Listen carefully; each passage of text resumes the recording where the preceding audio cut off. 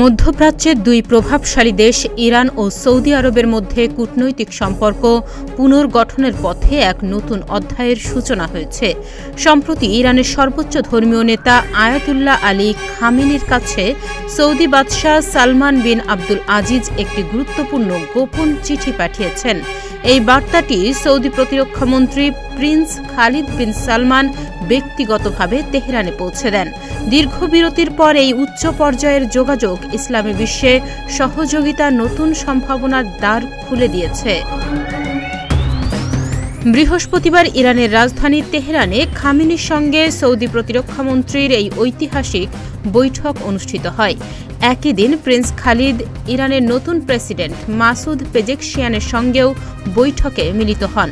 Saudi বাদশার পাঠানো চিঠির নির্দিষ্ট বিষয়বস্তু প্রকাশ না করা হলেও এর পেছনে মূল উদ্দেশ্য হিসেবে দুই দেশের সম্পর্ক মজবুত করা, আঞ্চলিক নিরাপত্তা ও অভিন্ন স্বার্থে সহমত প্রতিষ্ঠার চেষ্টার ইঙ্গিত রয়েছে।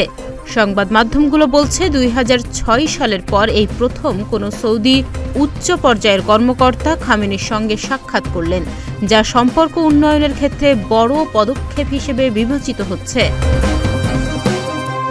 বৈঠকে খামেনি বলেন, আমরা বিশ্বাস করি ইসলামিক রিপাবলিক ইরান ও সৌদি আরব একে অপরের পরিপূরক হতে পারে এবং পারস্পরিক সম্পর্ক উভয় দেশের জন্যই মঙ্গলজনক হবে।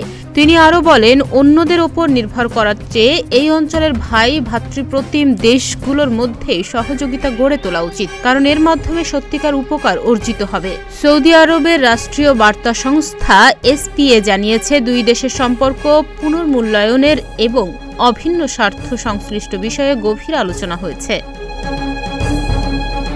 এমন উচ্চ পর্যায়ের সংলাপ ও বার্তা বিনিময় প্রমাণ করে দুই দেশেই আঞ্চলিক উত্তেজনা কমিয়ে পারস্পরিক আস্থা ও স্থিতিশীলতা প্রতিষ্ঠায় আগ্রহী। যদি এই আলোচনা কার্যকর হয়, সমঝোতায় রূপ নেয়, তবে তা শুধু রিয়াদ ও তেহরানের জন্য নয়, গোটা মুসলিম বিশ্বের শান্তি, ঐক্য এবং আঞ্চলিক কৌশলগত ভারসাম্যের জন্যই হবে এমন আশাব্যঞ্জক পরিবর্তন। তাহনিয়া ইয়াসমিন, প্রতিদিনের বাংলাদেশ।